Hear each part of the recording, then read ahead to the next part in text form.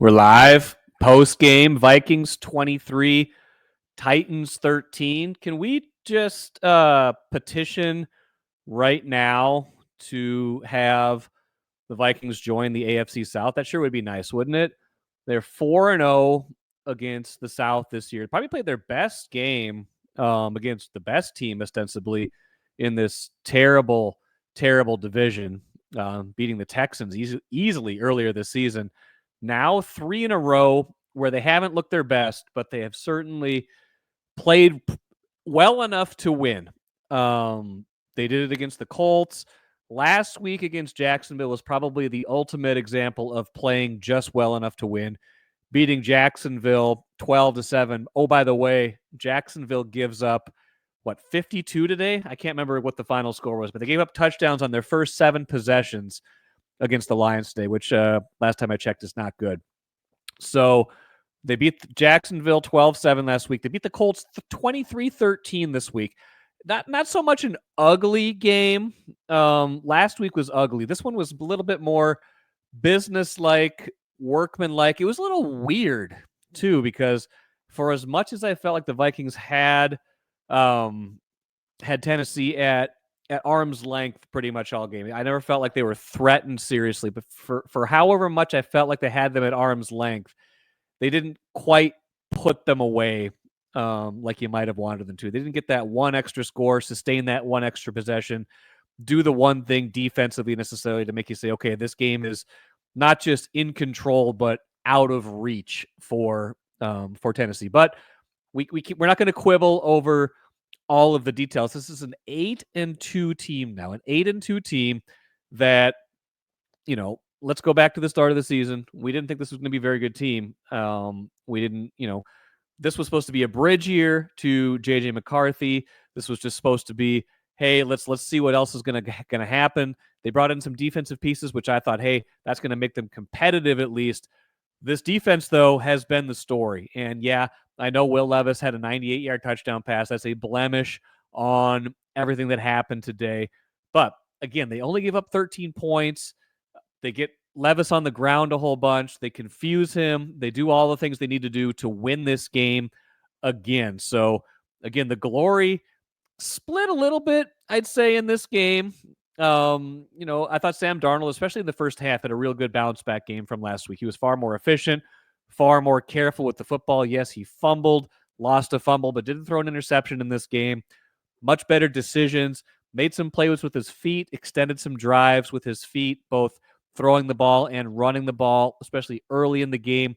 First half was really sharp. Third quarter is okay. He didn't kind of do that thing where he puts it out of reach, but I thought Sam was pretty good in this game, certainly better than he has been in the past, in the past couple weeks. So you got that going for you.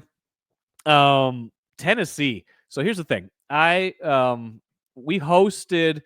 It's my middle child's eighth birthday today. We hosted her and 7 friends last night for a birthday party at our house. 5 of the 7 friends slept over. This was her first sleepover. A lot of their first sleepovers too. It's the second grade, so kind of first sleepover, kind of those jitters. We had a lot of big energy in the house. The organization was not always great. We were bouncing around all over the place. It was kind of this, that, the other thing. But in the end, everybody had a good time. Everybody had fun. Everybody slept at least a reasonable amount. Everybody went home safe, saying, with some good first sleepover stories, stuff like that.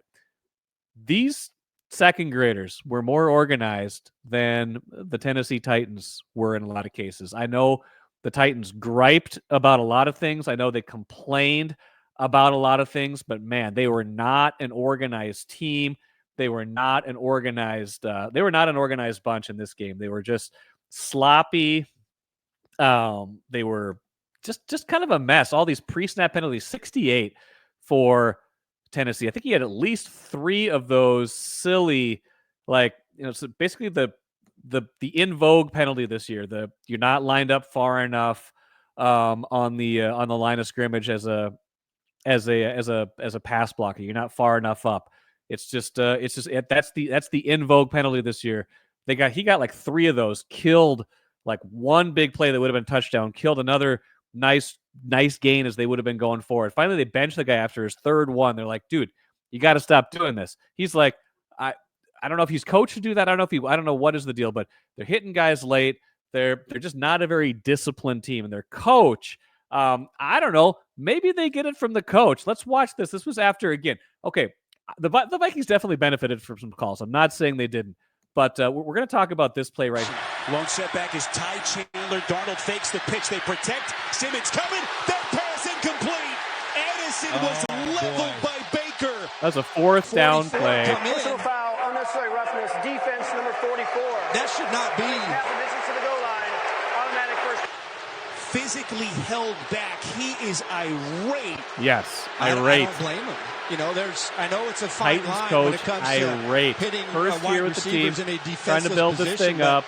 I can't get it done. Right now, potentially, you have a potential right here to get a big fourth down stop and keep this Brian a 7-3 game. First-year coach came over, I think, from Cincinnati. I don't see how you can play it any better if you're Mike Brown. He gets an unsportsmanlike penalty. Of course, it's like half a yard because they're already way down there at that point. But maybe taking your emotional cues from a coach who basically had the body language of an upset fan the whole game. He's just over there like exasperated. He's like, what else is going to go against us? Well, maybe tell 68 to get up on the offensive line of scrimmage. That would be a thing.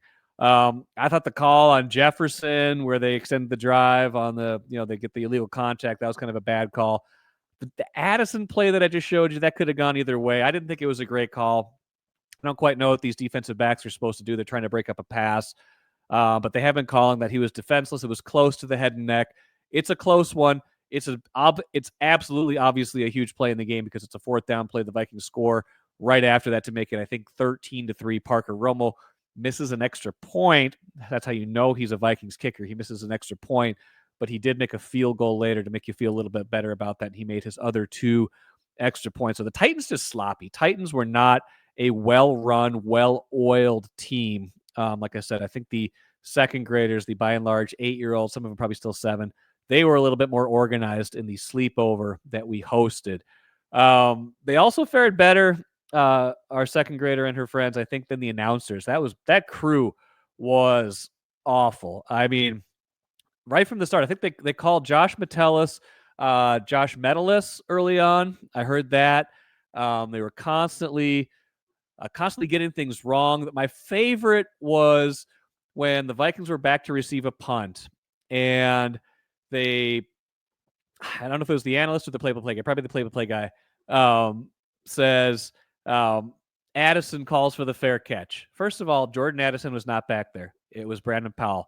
Second of all, Brandon Powell returned the punt. He did not call fair for a catch. So you had the guy wrong and you had the action wrong. Aside from that, you were spot on. So they got the E squad, the D squad. I don't know how far down the pecking order the CBS announcing crew was, but that was not the best of the bunch. Now you go from here to play the Bears. Now I think you got some concerns here. We're going to run through some questions. A lot of good questions from Blue Sky. Been enjoying. No offense to the folks watching on Twitter right now, but I've been getting a lot of good interaction, a lot of fun on Blue Sky lately. Just joined like a week ago, but it seems like that's where a lot of the conversation is headed right now. He says, Skull Vike says, secondary is becoming a big concern. I think they got caught in a couple ugly blitzes. The 98-yard pass was kind of everything went right for Tennessee. They got, I don't know if it was a 6 or 7 man, but it was basically almost a zero blitz. Metellus, however you want to call him, if you're a CBS announcer, Metellus, a little late getting over, took a weird route, started backpedaling. Next thing you know, it's a 98 touchdown. So that's a problem. I thought by and large they covered pretty well. They only gave up 13 points. When you give up those big plays, yeah, there's the one that was called back. It would have been more. Titans would have been closer if not for the one that was called back by one of the several penalties on 68. I get that was a problem, but overall, I think the secondary is still holding up pretty well. That's not high on my list of concerns right now. 3-Putt wants to know, why didn't they score more? And that's fair.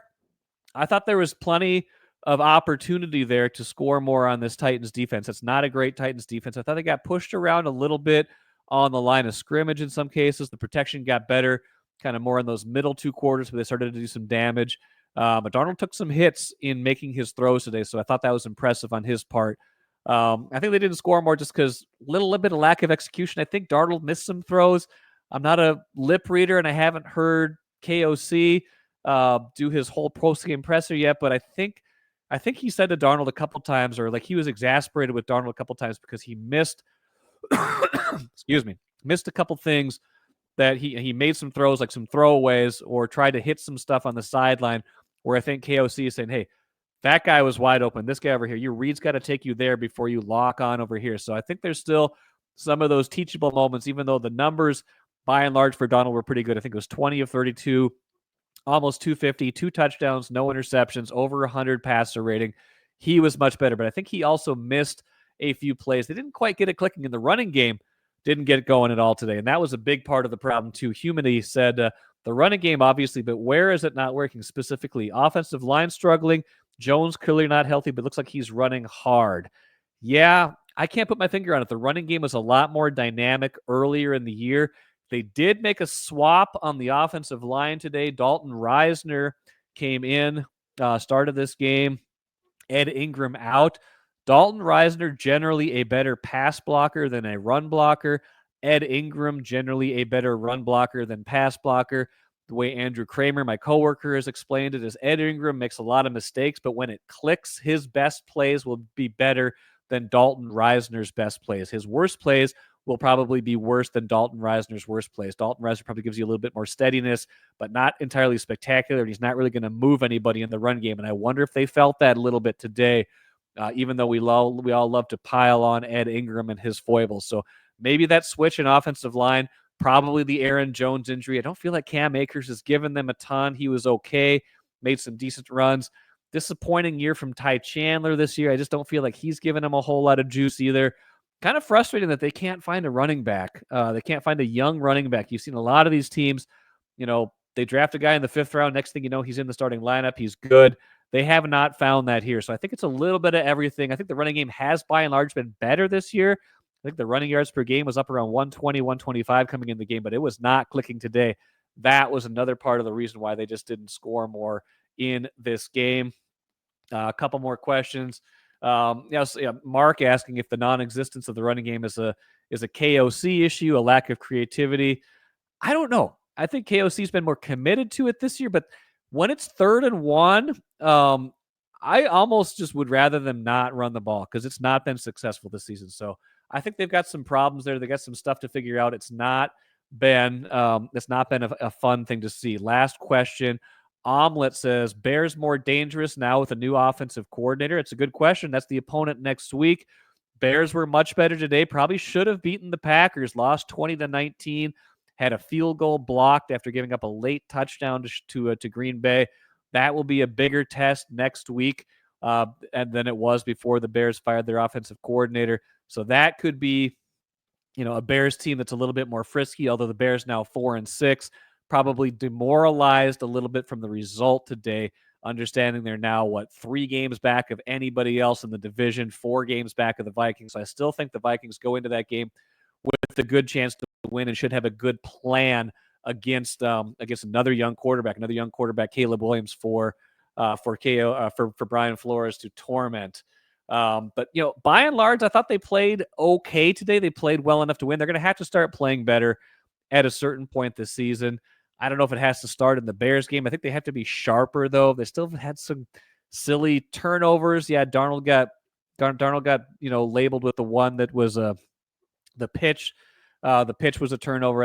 So that's not so much his fault, but some sloppiness, some uncharacteristic stuff that they just have to clean up against better teams because the schedule is going to get tougher, right? Like they've picked a good time to be kind of mediocre because they've still been able to win these games. And I do think that's the mark of a good team. I think KOC made that point last week. But at a certain point, you're going to have to start playing better if you expect to beat better teams. And they're going to start facing better teams. After the Chicago game, you got Arizona. Arizona's playing pretty well. After that, Atlanta's playing pretty well. You get to play Detroit again in there. You're going to play Green Bay in there again. So you've got Seattle in there. Like the opponents, the quality is going to get better. Can you squeeze out 2, 3, 4 more wins this season playing better? You've only got 7 opportunities left. Can you win 3 or 4 more? Can you be in the division race? Can you at least lock down a wild card? I think this team can. I think they've banked enough wins, banked enough equity to think that they'll do that. But they do have to play better at a certain point. I'm sure we'll dissect this even more on tomorrow's Daily Delivery podcast with Patrick Royce.